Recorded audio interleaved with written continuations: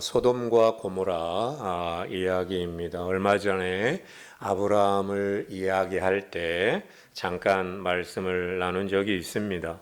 먼저 한번 질문해 봅니다. 소돔과 고모라가 왜 망했을까요? 제가 오늘 이번 주에 이 설교를 준비하면서 목사님과 어떤 사모님에게 제가 질문을 던졌어요. 목사님, 사모님, 소돔과 고모라가 왜 망했을까요? 라고 이렇게 물었습니다. 그랬더니 뭐라고 대답하냐면 우상 숭배에서 소돔과 고모라가 망했다, 이렇게 대답을 하시더라고요. 우상을 숭배했다. 그래서 제가 이제 거기서 이제 그냥 이런저런 이야기하고 마무리를 했는데, 소돔과 고모라가 왜 망했을까? 여러분, 이 질문에 대한 대답은 굉장히 중요합니다. 왜 중요하냐면 하나님이 한 도시를 심판하고 파괴해버렸기 때문에 그렇습니다. 하나님이 소돔이라는 도시를 파괴해버리잖아요. 그러니까 이게 얼마나 중요한 이야기냐는 거죠. 그만큼 소돔이 망한 이야기는 성경을 이해하는데 굉장히 중요한 주제 중에 하나입니다. 소돔과 고모라는 왜 망했을까? 하나님은 왜 소돔과 고모라를 심판했을까? 대부분의 사람들은 소돔과 고모라가 망한 이유를 동성애 문제 때문에 소돔과 고모라가 망했다라고 쉽게 대답합니다. 과연 그럴까? 과연 소돔의 멸망 원인이 동성애 문제인가? 물론 오늘 본문에서 보겠지만 소돔의 죄 가운데 동성애 문제 있습니다. 간과할 수 없는 이야기예요. 그러나 본문이 말하려고 하는 그것이, 그 동성애 문제가 본문이 정말 말하려고 하는 것인가에 대해서는 의문이 있어요. 그래서 오늘 본문에 대한 일련의 선입견을 버리고 가장 먼저 성경 본문 자체를 자세히 살펴보는 겁니다. 그리고 이 본문에 대해서 후대 다른 성경 본문들은 이 소돔의 문제를 뭐라고 말하고 있는지를 잘 살펴야 합니다. 자, 그렇게 한번 따라가 봅니다. 창세기 13장 13절을 보면 소돔 사람은 여호와 앞에 악하며 큰 죄인이었더라 라고 나옵니다. 소돔 사람은 여호와 앞에 악하며 큰 죄인이었더라. 그 다음에 18장 20절에는 소돔과 고모라에 대한 부르짖음이 크고 그 죄악이 심히 무거우니 라고 나옵니다. 그런데 큰 죄인이다, 그 죄악이 무겁다, 이렇게 소개하고 있는데 정작 성경은 소돔의 죄가 무엇인지에 대해서는 구체적으로 말하고 있지 않아요. 그래서 자세히 살펴야 합니다. 그래서 오늘 본문 19장 1절부터 우리가 한번 쭉 살펴보는 겁니다. 자, 19장 1절부터 5절까지를 보면 문제의 핵심이 뭔지를 보는 거예요. 자, 저를 보시면요, 먼저 저녁 때쯤 됐을 때에 두 천사가 소돔성 앞을 지나갑니다. 그때 성문에 앉아있던 롯이 그 두 사람이에요. 두 천사를 발견하고 달려가서 영접하면서 자기 집에 들어와 머물기를 청합니다. 그러자 두 천사가 아니야, 우리 그냥 길에서 유숙한다, 우리 그냥 길에서 잘게 라고 말을 합니다. 그때 그 말을 들은 롯이 안 된다라고 말하면서 간청하죠. 간청합니다. 그러자 이 두 천사가 집으로 들어와요. 롯의 집에 들어와서 한밤중에 무교병을 구워서 대접합니다. 자, 그때 사건이 벌어지는 거죠. 다 먹고 난 다음에 5절 보시기 바랍니다. 19장 5절이에요. 5절. 19장 5절을 딱 보면 4절을 먼저 봅니다. 4절. 그들이 눕기 전에 그 성사람 곧 소돔 사람들이 노소를 막론하고 원근에서 다 모여 그 집을 에워싸고 롯을 부르고 그에게 이르되 오늘 밤에 네게 온 사람들이 어디 있느냐, 이끌어내라, 우리가 그들을 상관하리라, 이렇게 말을 합니다. 그러니까 이제 음식을 먹고 자리에 누우려고 하는데 소돔 사람들이 다 몰려와가지고 문을 두드리면서 롯에게 말하는 거예요. 오늘 밤 여기 온 사람들이 있는데 그들을 끄집어내라는 거예요. 우리가 그들을 상관하리라라고 말합니다. 여기에서 가장 감각적인 단어 하나를 고르라면 상관하리라라는 단어예요. 눈에 팍 들어오죠.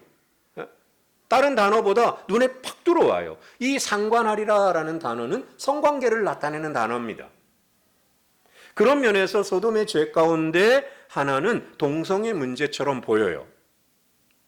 그런데 조금 더 깊이 살펴보면 이 소돔의 문제는 그 문제를 훨씬 넘어서요.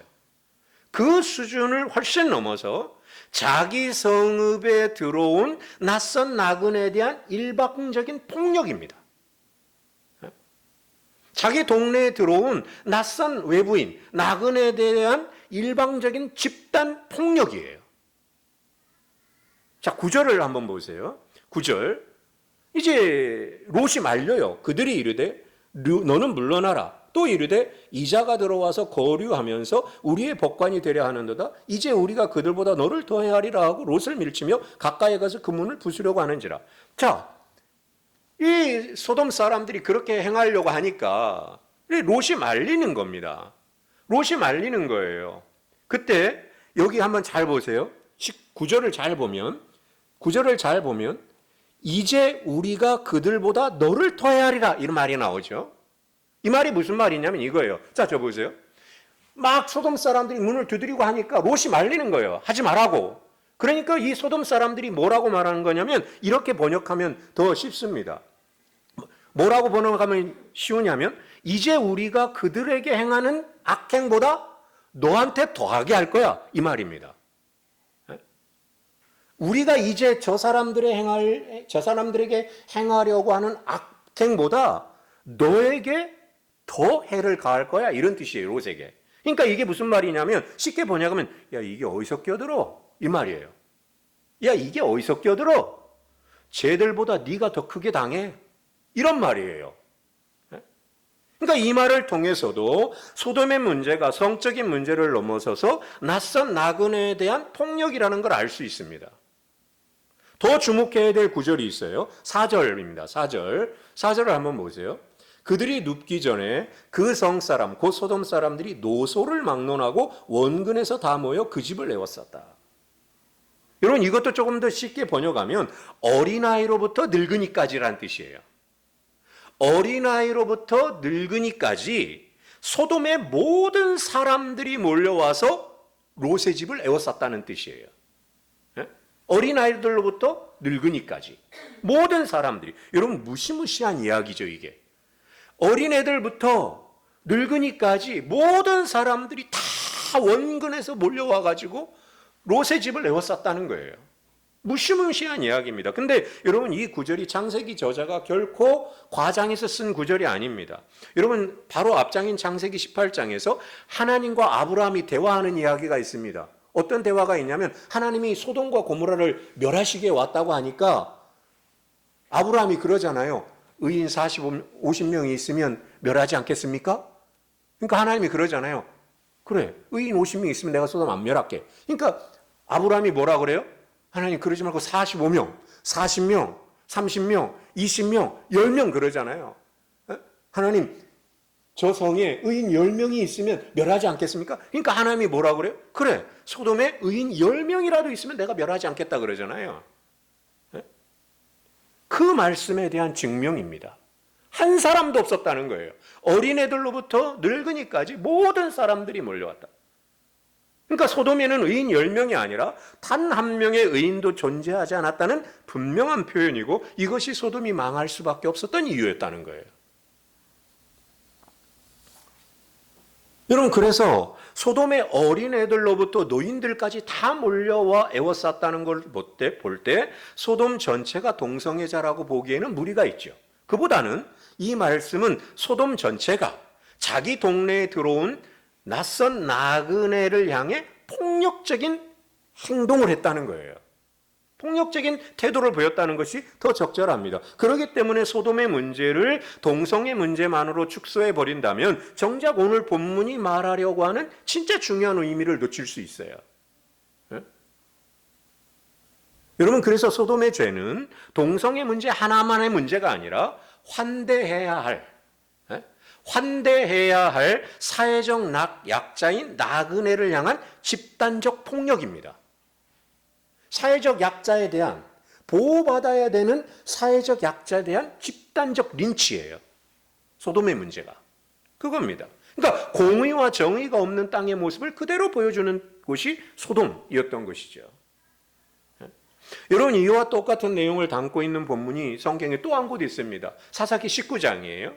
사사기 19장에 가면 에브라임 산지에서 온 한 노인이 베냐민 지파의 도시인 기브아에서 살고 있었습니다. 베냐민 지파. 여러분, 이스라엘 12지파 가운데 하나잖아요.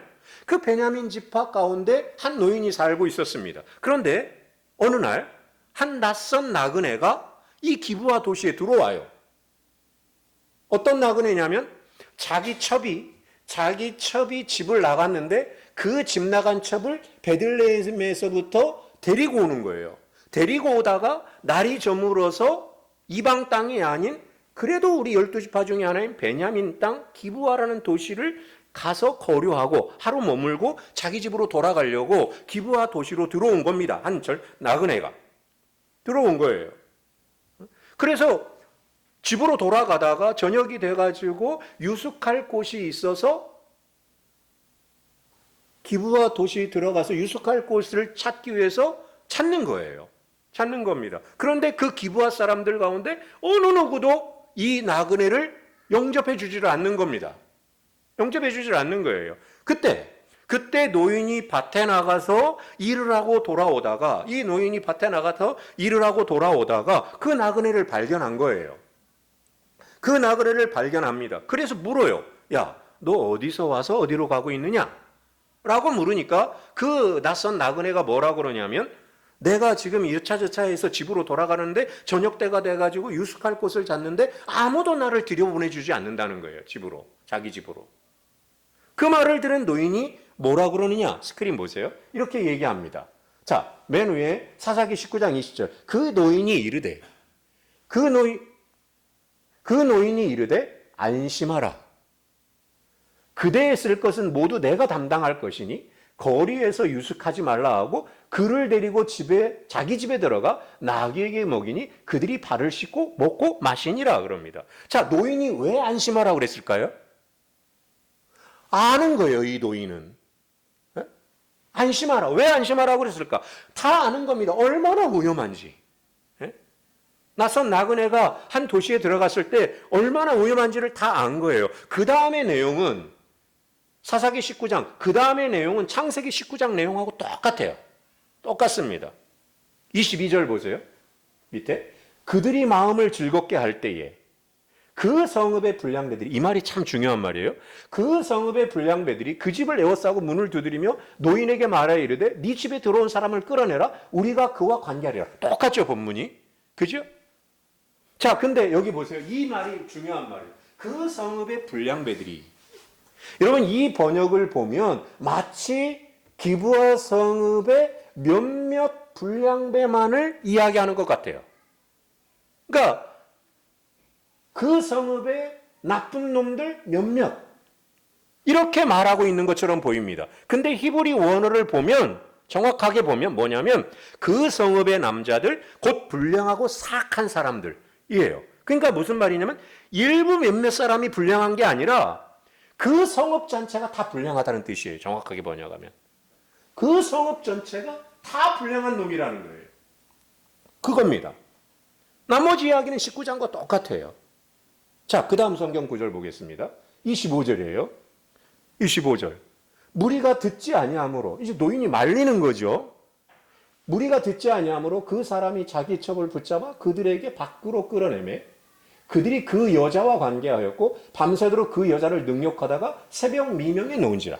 이렇게 말합니다. 자, 저를 보시기 바랍니다. 야, 그 사람 끌어내라고 온 거예요. 낯선 나그네. 그러니까 노인이 안 된다고 온 거죠. 그러자 이제 첩을 내보낸 거예요. 그랬더니 첩이 밖으로 끌려나가서 집단 성폭행을 당하고 죽어요. 여러분, 이걸 보면 동성애 문제가 아니라는 걸 알 수 있죠. 이게 바로 소돔과 고모라가 하나님의 심판을 받아 망한 본질적인 이유인 겁니다. 나그네에 대한 환대의 문제인 거예요. 예? 나그네에 대한 환대의 문제. 이게 소돔과 고모라가 망한 본질적인 이유예요. 그 다음에 예언서들을 보면 이사야, 예레미야, 에스겔 같은 예언서들을 보면 소돔의 죄를 지적하는 본문들이 있어요. 그 중에 에스겔서를 한번 보겠습니다. 자, 에스겔 보겠습니다. 자, 보세요. 에스겔 16장 49절. 네 아우 소돔의 죄악은 이러하니 그와 그의 딸들에게 교만함과 음식물의 풍족함과 태평함이 있음이며 또 그가 가난하고 궁핍한 자를 도와주지 아니하며 거만하여 가증한 일을 내 앞에서 행하였으므로 그러므로 내가 보고 그들을 없이 하였느니라. 이렇게 나옵니다.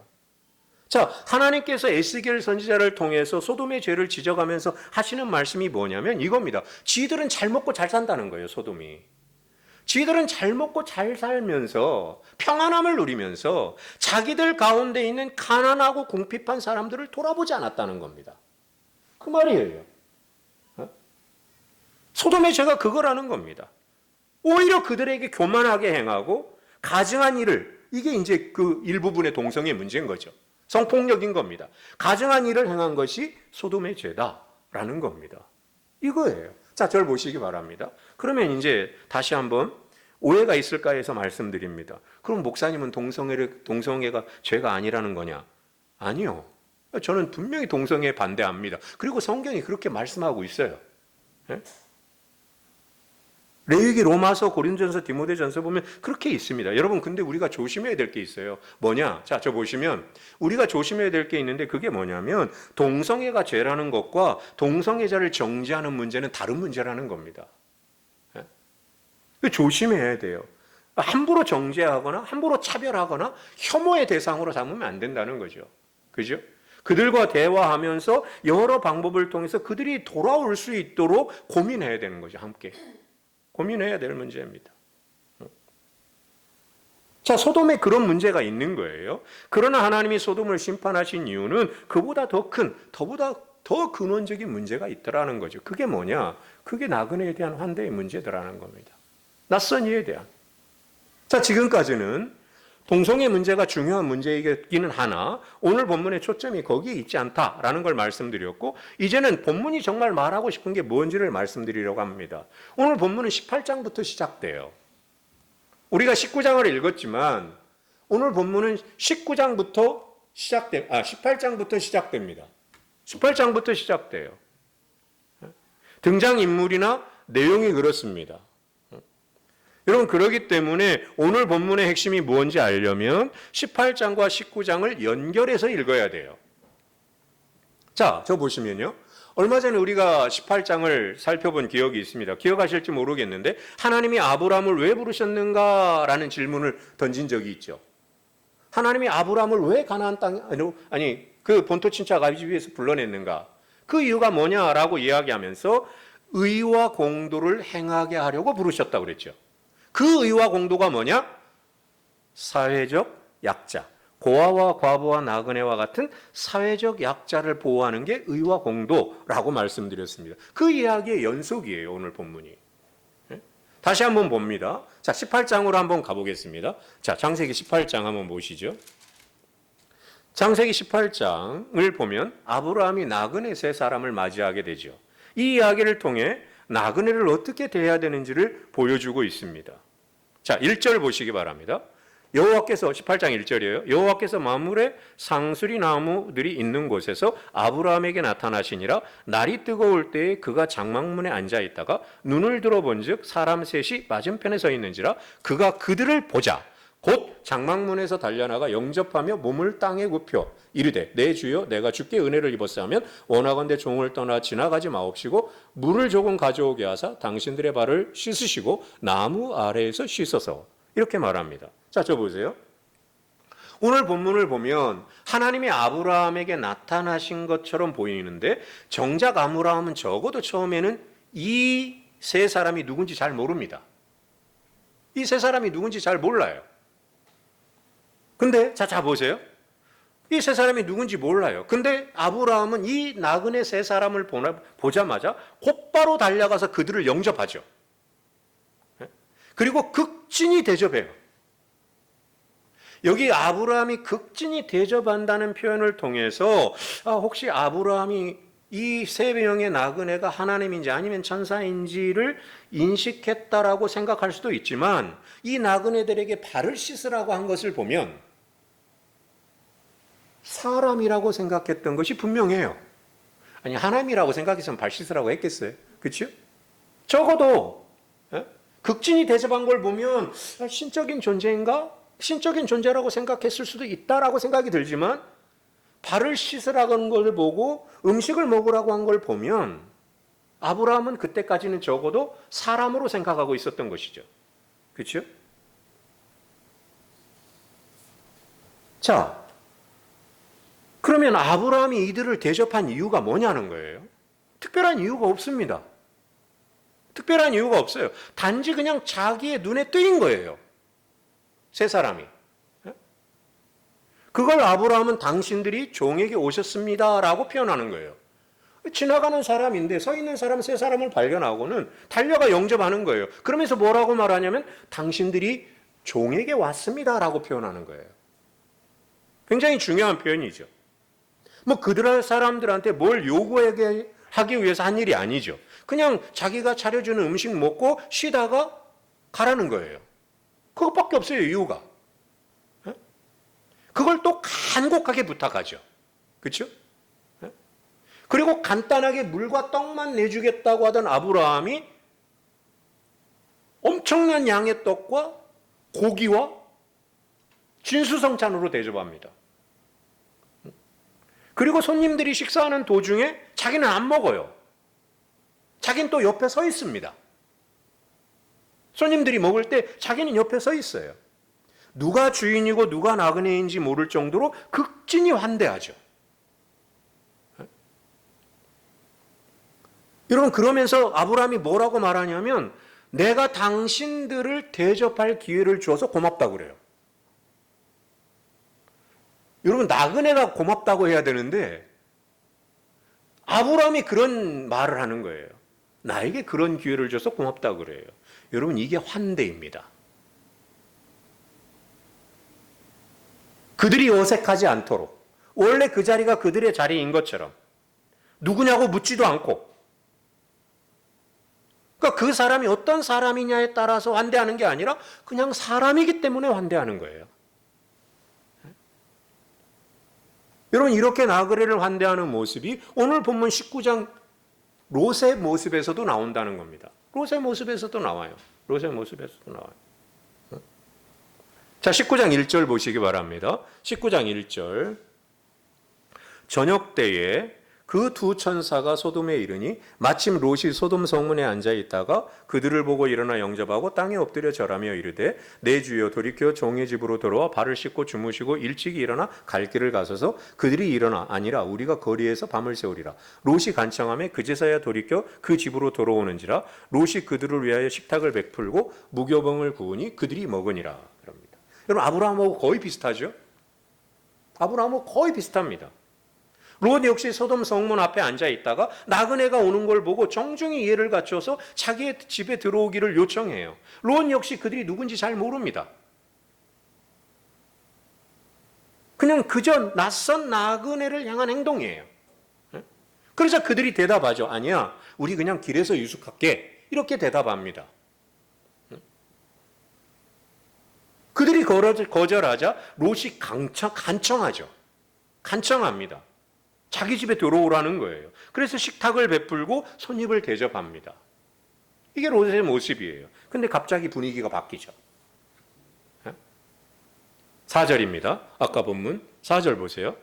그들이 눕기 전에 그 성사람 곧 소돔 백성들이 노소를 막론하고 원근에서 다 모여 그 집을 에워싸고 롯을 부르고 그에게 이르되 오늘 밤에 네게 온 사람들이 어디 있느냐 이끌어내라. 우리가 그들을 상관하리라. 여러분, 아까 말씀드린 처럼 몇몇 사람의 일탈이 아닙니다. 소돔의 모든 사람들이 몰려와서 집단 린치를 가하는 거예요. 낯선 나그네에 대한 집단 폭력입니다. 일방적으로 쳐들어와 가지고 자기 욕망을 채우려는 어떤 도착적인 성욕에 사로잡힌 폭력배들이에요. 기브아에서 본 것처럼 그게 동성이든 이성이든 상관없는 거예요. 힘없는 나그네를 향한 집단 폭력입니다. 스스로 보호할 힘이 없는 이들을 짓밟고 유린하는 거예요. 예? 이것이 소돔의 실상입니다. 자, 그러자 롯이 손님들을 집안에 두고 자기가 밖으로 나가죠. 그게 6절이에요. 6절 잘 보세요. 6절. 롯이 문 밖에 무리에게로 나가서 뒤로 문을 닫고, 자, 저를 보시면 이겁니다. 롯이 딱 나가서 문을 딱 막고 쓴 겁니다. 이렇게. 에? 안전의 경계를 롯이 딱 설정한 거죠. 에? 그러면서 롯이 말합니다. 7절 보세요. 7절. 이르되 청하노니 내 형제들아. 이 말이 참 재밌는 말이에요. 내 형제들아 이렇게 말하죠. 내 형제들아 누구한테 한 말이에요? 소돔 사람들한테 한 말이에요. 롯이. 이르되 청하노니 내 형제들아 이런 악을 행하지 말라. 내게 남자를 가까이 하지 아니한 두 딸이 있다. 청하건대 내가 그들을 너희에게로 이끌어내리니 너희 눈에 좋을 대로 그들에게 행하고 이 사람들은 내 집에 들어왔은즉 이 사람들에게는 아무 일도 저지르지 말라.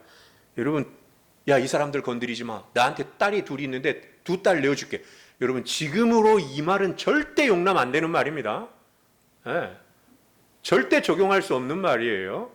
예. 그런 말이지만 이 말을 통해서 나그네의 위치가 얼마나 중요한 위치인지를 가르쳐주는 말이기도 해요. 그때 무리들이 뭐라고 하는지 잘 보세요. 롯은 형제라고 불렀잖아요. 자, 9절 보세요. 9절. 그들이 이르되 너는 물러나라. 또 이르되 이자가 들어와서 거류하면서 우리의 법관이 되려 하는도다. 이게 무슨 말이냐면 이거예요. 거류하면서. 너도 난민이잖아 이거예요. 롯은 형제라고 불렀는데 이 사람 소돔 사람들은 롯에게 뭐라고 말하냐면 너도 난민이라는 거예요. 이 난민 주제에 이겁니다. 롯이 말리니까 이 난민 주제에 이런 말이에요. 난민 주제에 우리에게 옳고 그름을 가르치려고 들어? 이런 겁니다. 여러분, 나그네에 대한 환대의 문제예요. 이것이 소돔이 망한 근본 원인이더라는 겁니다. 여러분, 여기서 우리가 알아야 될 게 있습니다. 뭐냐? 아브라함이나 롯이나 사사기 19장의 한 노인이 낯선 나그네를 집안으로 들인 이유가 뭐냐? 그 지나가는 낯선 나그네에게서 어떤 신적인 것을 봐가지고 아니면 영적 통찰력이 있어서 아니에요. 그냥 지나가요. 그냥 낯선 나그네일 뿐입니다. 이유도 나오지 않아요. 그가 누군지, 그가 어떤 존재인지를 알아서가 아니라 그냥 지나가고 있는 겁니다. 그냥 나에게 온 거고 내 눈에 띄인 겁니다.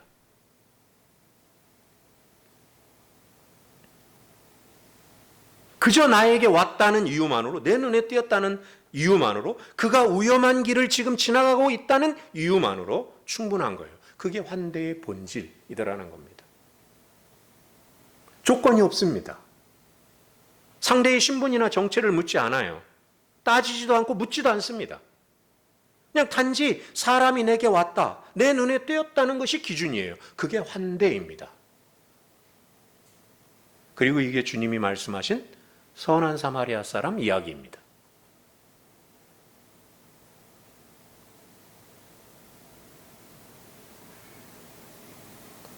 여러분, 예수님은 마태복음 25장에서 양과 염소의 비유를 이야기하면서 오른편에 있는 의인들에게 이런 말씀을 하시죠.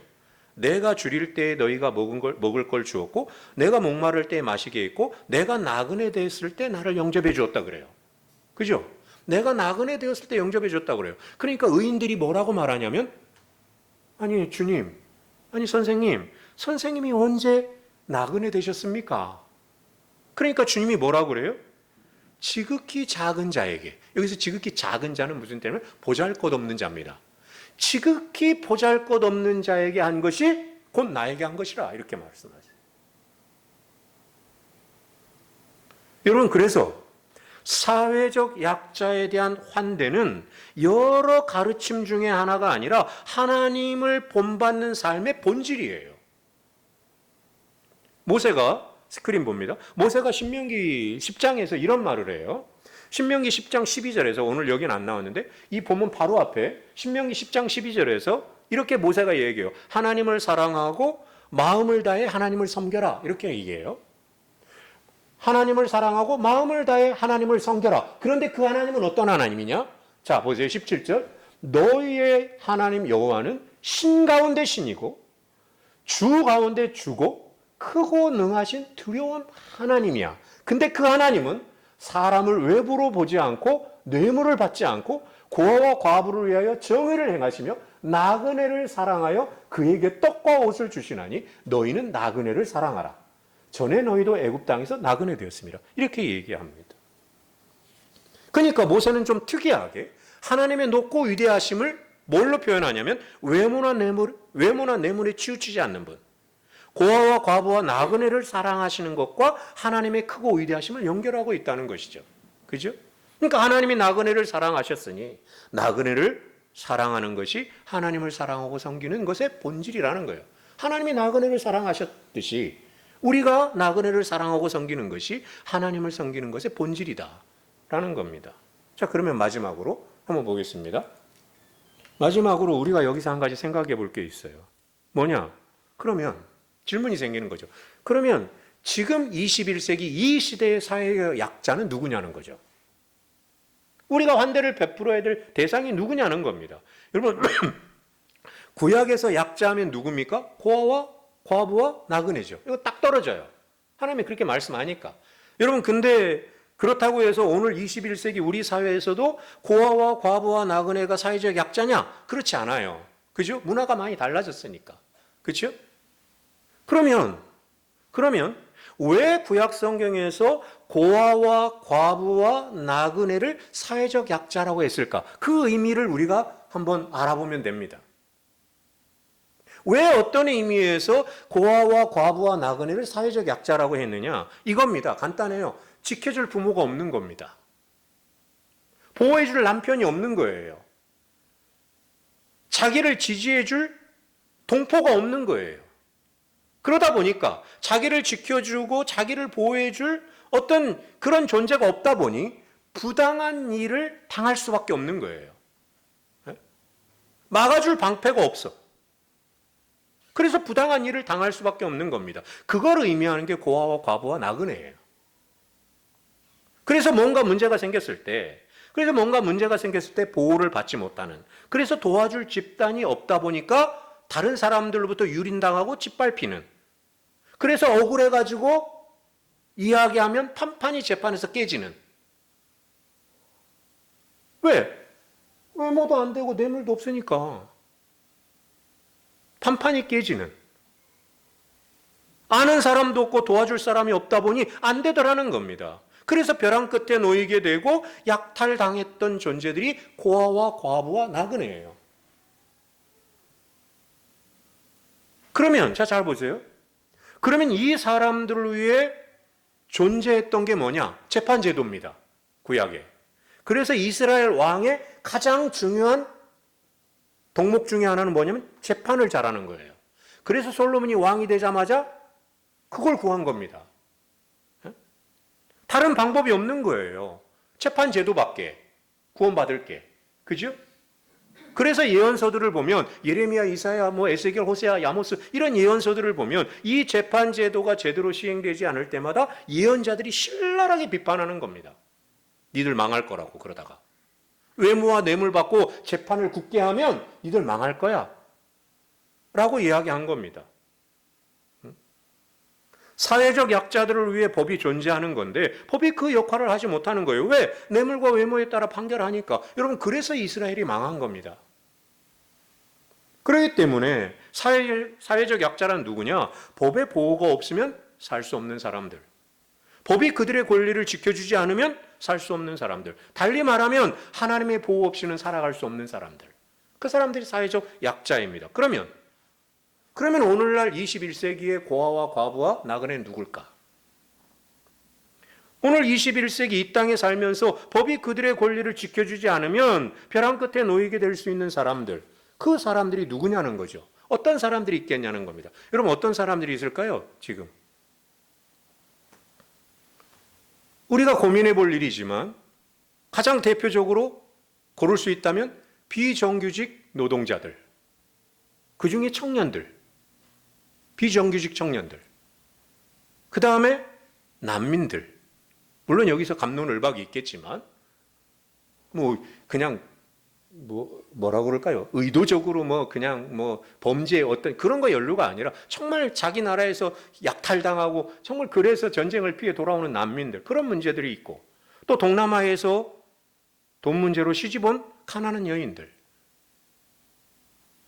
또 공적 슬픔은 당한 자들 여러 부류의 사람들이 있을 겁니다. 또 어떤 사람들이 있을까? 여러분 우리가 고민해 볼 일입니다. 오늘날의 법이 그들을 지켜내지 않으면 벼랑 끝에 서는 사람들이 누구일까? 이런 고민이 바로 우리가 오늘 해야 될 고민들 중에 하나이더라는 겁니다.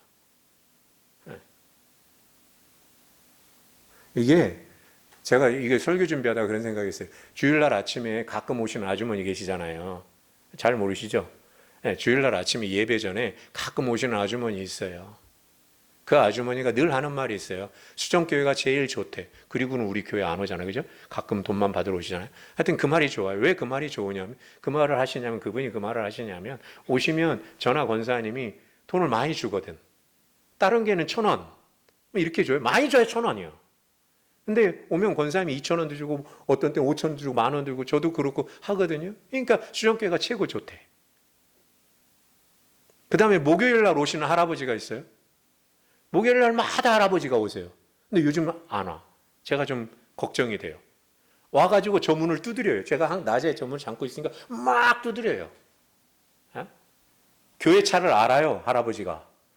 교회 차가 서 있으면 제가 안에 있다는 걸 알고 막 두드려요, 열릴 때까지. 근데 열어드리면 할아버지야. 근데 드릴 돈이 없어, 현금이. 어떻게 하냐면 앞에 식당에 가서 해장국 한 그릇 사드리는 거예요. 너무 좋아하시고. 근데 어떤 싸가지 없는 놈들이 있냐면 이 젊은 놈들이에요. 문을 두드려가지고 나가면 젊은 애가 와 있어. 20대야. 뭐라고 그러냐면, 목사님, 제가 목포에서 올라왔는데 지갑을 잃어버려가지고 돌아갈 차비가 없대. 차비 좀 도와달라는 거예요. 그러면 도와주면 목포에 가서 계좌로 입금해 주겠대. 제가 돈이 없잖아요, 현금이. 없고 하니까, 그 중에 한 2,000원 있거나 5,000원 있으면 줘요. 5,000원 작은 돈인가요? 5,000원 정도 줍니다. 그럼 뒤돌아서서 뭐라 그러는지 아세요? 딱 뒤돌아서 내가 거진 줄 아나. 그러고 가요. 그런 싸가지 없는 놈들도 있어요. 그리고 막 저한테 핸드폰 번호를 어떻게 알았는지 핸드폰에 막 장문의 편지를 써요. 저 월세 임대료가 밀렸는데 월세 한 번만 내주시면 원룸 그런 문자도 오고 그래요. 그건 다 사귄 걸 아니까 제가 안 하는데. 아무튼 사회적 약자들이 누군지를 우리가 고민해 보는 겁니다. 말씀을 마칩니다. 자, 저 보세요. 하나님의 말씀을 따라서 아브라함이 본토 친척 아비집을 버리고 하나님이 지시한 땅으로 왔죠. 그 땅이 어떤 땅이에요? 낯선 이들에게 환대를 베푸는 땅이 아니라 낯선 이들에게 폭력을 행사하는 땅이죠. 그죠? 나그네를 죽이고 그의 소유를 빼앗아도 아무렇지도 않은 사회.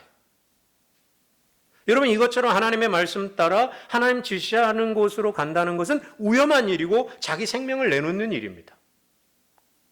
가는 길에 어떤 일을 당할지도 모르고 도와줄 사람도 없습니다. 언제든지 나를 죽이고 내 소유를 빼앗을지도 모릅니다. 그런데 그런 땅에서 나그네처럼 살아가는 내가, 그런 위험한 땅에서 나그네처럼 살아가는 내가 또 다른 나그네를 환대한다?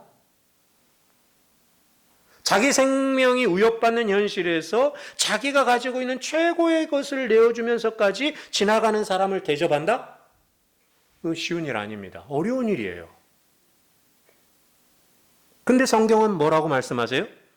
히브리서 13장 2절에 뭐라고 말씀하세요? 우리가 다 알아요. 손님 대접하기를 잊지 말아라. 이로써 부지 중에 천사를 대접한 이들이 있느니라. 이렇게 말해요. 여러분, 그렇게 해야 될 의무가 없죠. 그렇죠? 지나가는 사람, 눈에 띄는 사람, 그렇게 해야 될 의무가 없는 거예요. 근데도 합니다. 그게 믿음이고, 그게 바로 하나님이 말씀하신 의와 공도를 행하는 삶이고, 그게 환대이더라는 겁니다. 불의한 이 세상에서 사회적 약자들에게 환대를 베풀며 살아가는, 그래서 하나님의 성품과 주님의 삶을 닮아가는 우리 모두 다 되기를 주의 이름으로 소원합니다.